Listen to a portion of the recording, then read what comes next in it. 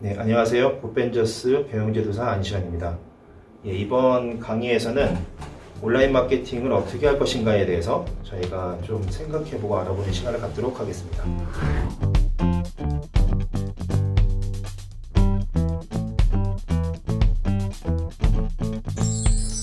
우선 온라인 마케팅을 어떻게 접근해야 될까라는 부분에 대해서 저는 이렇게 좀 질문을 드려보고 싶어요. 우리가 만약에 사업을 하거나 아니면 저희가 좀 전문을 하고 계신다고 생각했을 때 우리는 고객을 만나야 되거든요.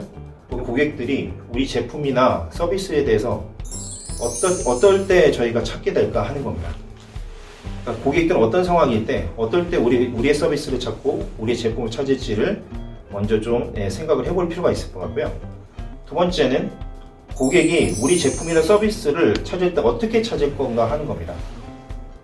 만약에 음식점이면 음식점을 찾기 위해서 고객들은 어떻게 찾아올까? 어떻게 알아보고 찾아올까? 라는 거죠.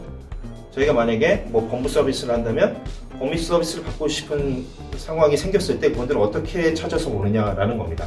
그 부분에 대해서 그 과정들을 우리가 한번 고려해 볼 필요가 있고요. 세 번째는 고객이 우리 제품이나 서비스를 왜 사야 하는지에 대해서 저희가 제시를 해줄 필요가 있는데요. 기본적으로 우리 제품이나 서비스에 대해서 고객들이 만나게 됐을 때 우리만 알려주는 것이 아니게 되는 거죠. 다른 분들도 많은 분들이 그런 같은 어떤 경쟁 환경 속에서 자기만의 서비스가 좋다고 얘기를 하실 수밖에 없는데, 그럴 때 우리의 서비스를 왜 구매해야 되냐는 거죠. 왜 이용해야 되는지. 그 부분들에 대한 고민이 가장 중요할 것 같습니다. 온라인 마케팅에 있어서 노출하는 방법은 두 번째 문제입니다. 그러니까 채널 노출하는 부분에 더 많은 관심을 갖고 계신데, 그게 중요한 게 아니라 우리는 가장 먼저 설계를 먼저 해야 되는데, 그 설계가 바로 고객이 어떻게 욕구를 느끼고 어떻게 우리한테 찾아올 거고 우리는 그것을 어떻게 설득할지, 이런 부분에 대한 어떤 전체적인 과정을 통찰하는 통찰력이 필요할 것 같다는 생각입니다. 이런 분들을 좀 많이 만나 뵀어요. 온라인 마케팅을 하신다고 하는 분들 중에서 유료 홍보는 돈이 없으니까 나는 못하겠다. 그러니까 공짜를 생각하시는 거죠. 인터넷은 공짜라고 생각하시는 거예요. 그러니까 한 푼도 들이지 않고 나는 그거에 대한 성과나 매출을 거두겠다라는 생각이신 거죠. 그래서 이런 얘기 하시는 분들이 있고요. 두 번째는 요새 어떤 채널이 뜬대 라는 얘기들을 많이 하십니다. 이게 무슨 얘기냐면, 예전에는 블로그가 굉장히 유행했잖아요. 그럴 때 블로그를 엄청나게 하고 페이스북이 유행이라니까 페이스북에 엄청나게 빠져들고, 인스타그램이 나오니까 인스타그램에 빠져들고, 동영상이 나오니까 유튜브에 빠져듭니다. 어떤 채널이 뜬다고. 그래서 그거에 어떤 채널이 뜨는 거에 따라가게 된 거죠. 세 번째는 이제 그 채널이 효과 없다고 얘기하는 거죠. 근데 예전에 요새 누가 블로그 같은 거 누가 신뢰해? 요새 페이스북 같은 거 누가 사용해? 이런 형태인 거죠. 네 번째는 내가 돈 주고 해봤는데 필요 없더라, 이렇게 얘기하시는 분들이 있어요. 근데 그런 분들 중에 한번 해보신 거죠. 돈 주고. 자기 스스로 뭔가 설계해서 한 것도 아니고 그냥 돈 주고 해본 거예요. 그럴 때는 어떤 결과치가 좀 낮다 보니까 그거에 대해서 별로 필요 없다고 얘기하시는 분들. 근데 저는 이제 그렇게 생각합니다. 이게 온라인 채널 하나하나에 빠지게 되면 저희가 원하는 목적을 이룰 수가 없게 됩니다. 가장 중요한 건 우리가 원하는 궁극적인 목적이 무엇인가 하는 거죠. 어떤 걸로 교환을 창출할 건가. 그거는 저희가 제품이나 서비스를 제공해서 그분들한테 저희가 교환 가치로 돈을 받든지 아니면 다른 어떤 걸 받게 되는 것들을 저희가 생각하고 움직이게 되는데요.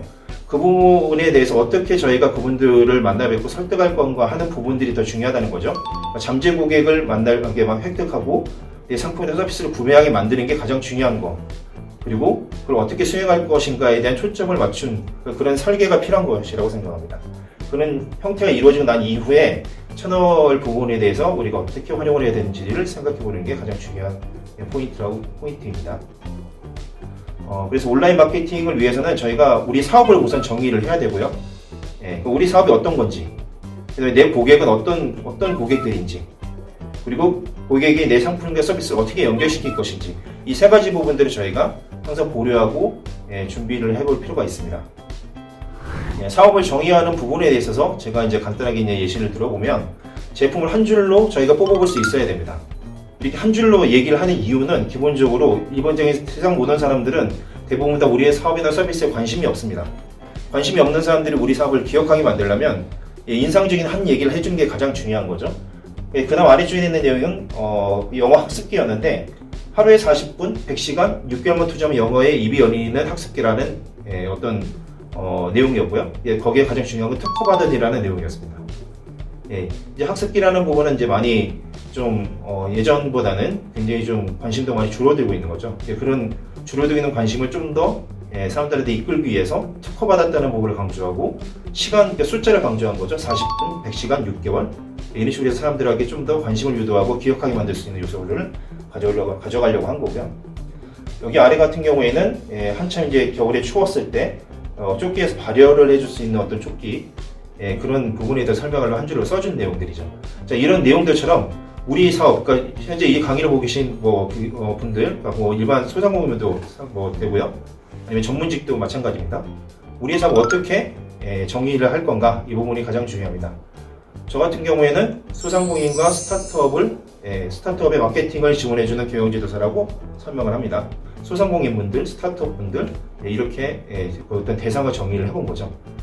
이런 형태로 우리 사업을 좀 더 명확하게 규정을 해줄 필요가 있을 것 같고요. 구매 행동을 통해서도 우리가 좀 봐야 될 건 일반적으로 소비자들은 어떤 제품에 대해서 인식하고 관심이 생기면 예전에는 길거리 지나가다가 이제 뭐 관심이 생겼던 게 뭐 방송을 통해서 봤던 이런 것들 관심이 생기고 거기서 구매하고 했었지만 지금 같은 경우에는 포털 사이트나 SNS를 검색하겠죠. 그리고 비교하고 검토하고 구매를 합니다. 그냥 구매하는 게 아니라 다 비교하고 검토하고 구매한다는 어떤 환경, 어떤 소비자 행동의 변화가 생긴 거고요. 그 부분을 공유까지 하죠. 자, 그렇다면 이 형태에서 우리가 고객들은 이렇게 움직이는데 우리는 여기에서 어떻게 대응을 할 것이냐는 거죠.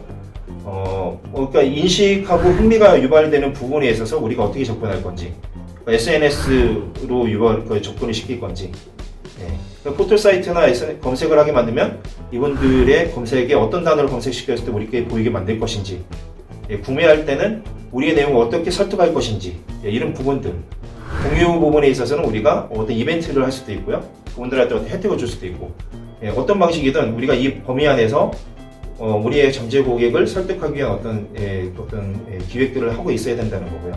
온라인 마케팅이라고 해서 그냥 채널, 그러니까 블로그를 잘하면 된다, 인스타그램을 잘하면 된다, 뭐 유튜브를 잘하면 된다, 이게 아니라 전반적으로 고객들이 어떻게 행위를 할 거니까 이 행위 안에서 우리가 어떻게 노출시키고 어떻게 설득할 건지를 뭐 저희가 기획하고 준비하는 어떤 과정이라고 생각하시면 되겠습니다. 고객 가치 만들기라고 해서 이익이나 해결, 안심, 가족, 자부심 이 5가지를 적어본 건데요. 이거는 일반적으로 고객들이 이런 형태의 어떤 내용에 많이 설득을 당하더라라는 겁니다. 그러니까 이익이라고 하는 거는 내가 이 제품이나 서비스를 이용하면 다른 것들을 안 했을 때보다 어떤 이익이 생기는 거죠. 해결이라는 건 기존에 내가 되게 불편하고 어려웠는데 이 제품이나 서비스를 활용하면 이 어려웠던 게 해결이 되는 겁니다.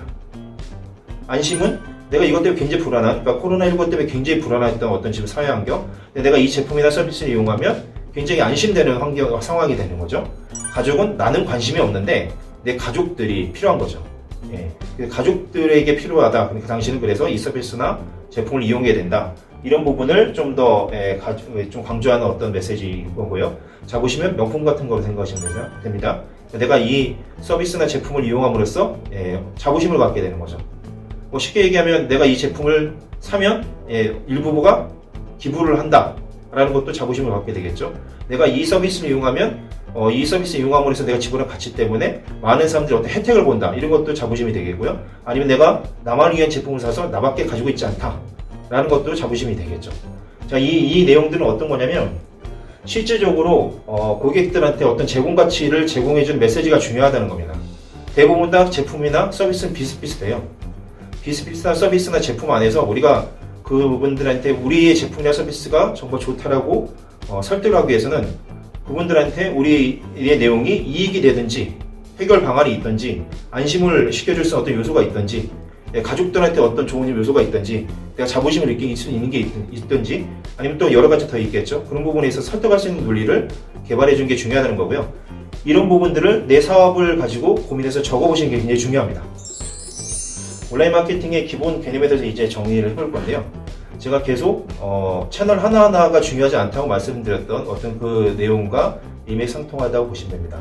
우선 저희는 베이스 캠프가 하나 있어야 됩니다. 그게 홈페이지가 됐던 상세 페이지가 됐던 뭐 그런 베이스 캠프 하나 있어야 됩니다. 그 캠프 안에 검색 채널, 그러니까 검색을 기반으로 한 채널들을 통해서 고객들이 이끌어오던 사람과 사람끼리 연결되어 있는 채널을 통해서 고객들이 이끌어오던 실제로는 베이스캠프에 있는 이 내용을 보여주고 싶은 겁니다. 이 베이스캠프는 블로그의 페이지가 될 수도 있어요. 이 베이스캠프는 그냥 단순하게 어떤 그냥 뭐 SNS의 채널이 될 수도 있습니다. 중요한 건 이 채널에 왔을 때 사람들이 내용을 보고 설득당할 수 있으면 됩니다. 예, 그래서 가장 중요한 건 원래 베이스캠프에 있는 저기 부분의 설득력을 가져가는 그 요소가 가장 중요하게 됩니다. 자, 이런 걸 통해서 상품이나 서비스의 구매를 연결시킨다 라는 겁니다. 그래서 베이스캠프가 되게 중요한 건데 베이스캠프에 있는 고객들이 입고 왔을 때 저 안에서 설득하지 못하면 고객들이 이탈하게 됩니다. 구매를 했더라도 그 사람들이 자꾸 방문해서 재구매를 해줘야 되는데 그런 요소가 없으면 저 베이스캠프에서 그런 요소가 없으면 계속 사람들은 딴 데로 이탈이 되게 되는 거죠.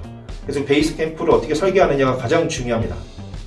예, 그건 뭐 쇼핑몰이 될 수도 있고 그냥 어떤 우리의 서비스를 안내하는 어떤 홈페이지가 될 수도 있지만 중요한 건 이 안에서 고객들이 계속적으로 재구매하고 교차 구매할 수 있는 어떤 환경을 만들어주는 어떤 요소를 가져가는 게 가장 중요한 것이고요. 이게 구매 전환을 위해서 아까 말씀드린 베이스캠프의 랜딩 페이지라고 하죠. 랜딩 페이지에 있는 내용의 설득력이 가장 중요하게 됩니다. 다양한 채널로 이끌어 왔는데 돈을 들여서 아니면 내 노력을 엄청나게 힘들게 해서 이끌어 왔는데 거기는 페이지에서 나한테 문의 전화가 없거나 구매가 일어나지 않는다면 우리는 결국 실패하게 된 것이죠. 그래서 구매 확률을 높이기 위해서는 결국은 이 랜딩 페이지라고 하는 이 내용이 설득력이 있어야 된다는 얘기고요. 그 설득력의 어떤 그 수준만큼 사람들은 구매나 문의 전화를 하게 될 겁니다. 이 부분에 대한 설계가 가장 중요합니다. 자, 그럼 다음 시간에는 저희가 실전 홍보 부분에 있어서 간략하게 정리해 보도록 하겠습니다. 감사합니다.